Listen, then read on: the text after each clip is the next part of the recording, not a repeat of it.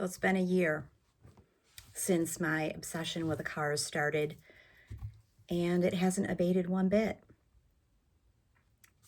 After watching the Cars perform just what I needed on the Midnight Special for about the millionth time, I was kind of inspired to write and talk a little bit about it in depth.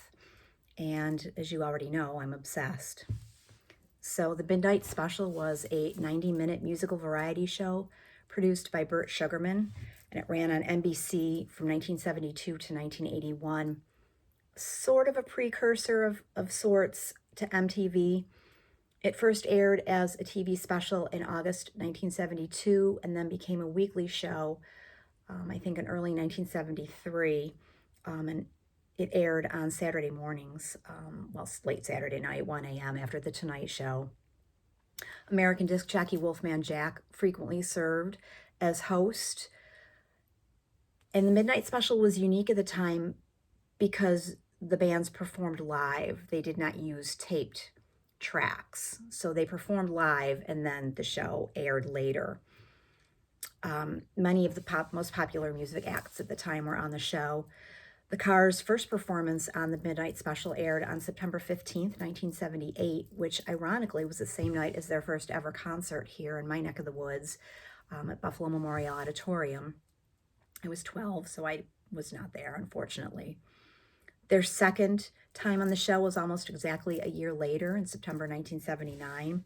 And because they had gained such popularity at the time, they were allowed to do hosting duties themselves. They insisted on doing hosting duties and bringing on their own musical guests. So they brought on Lena Lovitch and Suicide. So that 1978 performance, oh my God, Benjamin was delectable in this video gem. But what I love about this particular vignette really is the whole package that the band presented. This was the Cars at the height of their early success, fresh off the release of their stellar debut album. They've got that late 70s new wave vibe going on. Their sound was so fresh and so distinctive. I love, love, love seeing photos and video clips of the band from their pre-Cars Captain Swing days through the Shake It Up years. I may be mistaken, but I think they exuded a different energy than they did later on in the Heartbeat City MTV era and then the Door-to-Door era. They hadn't quite become disaffected with each other yet. You know, the irony is that the MTV years propelled them to greater fame and acclaim, but I think it also was one of the factors that broke them apart. But let's go back to 1978.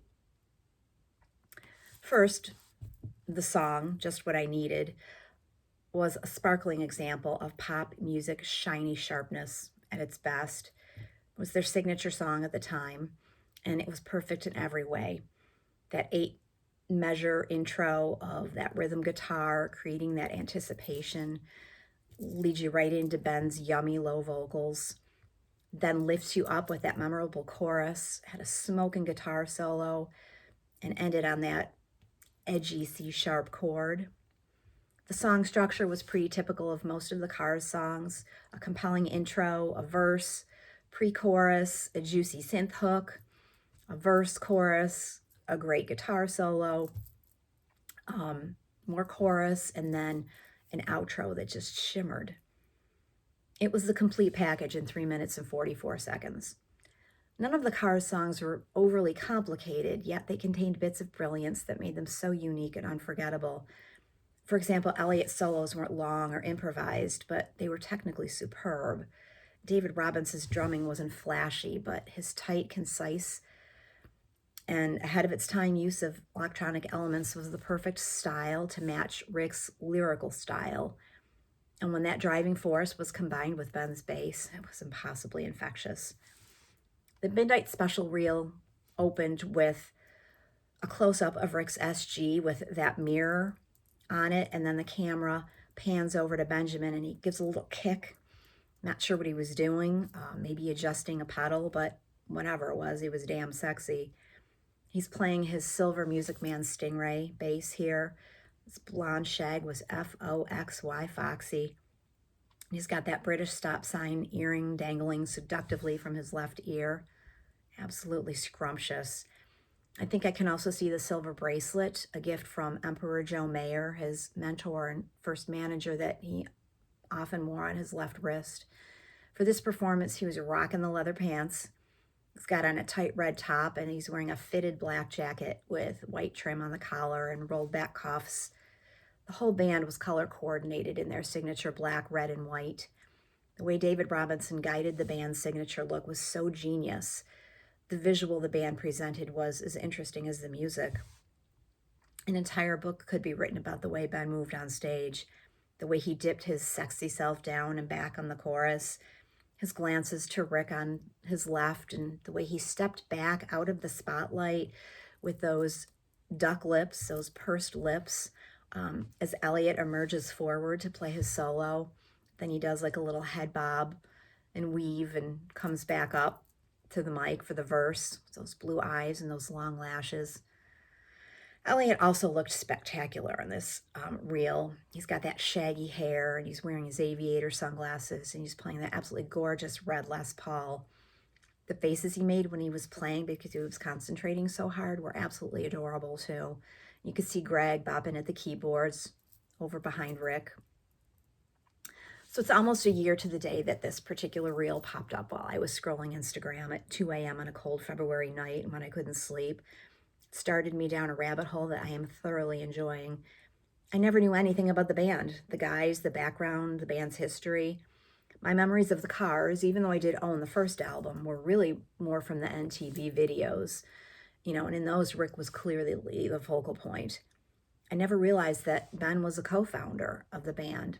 I never knew that they struggled for many years before they were finally, quote, discovered.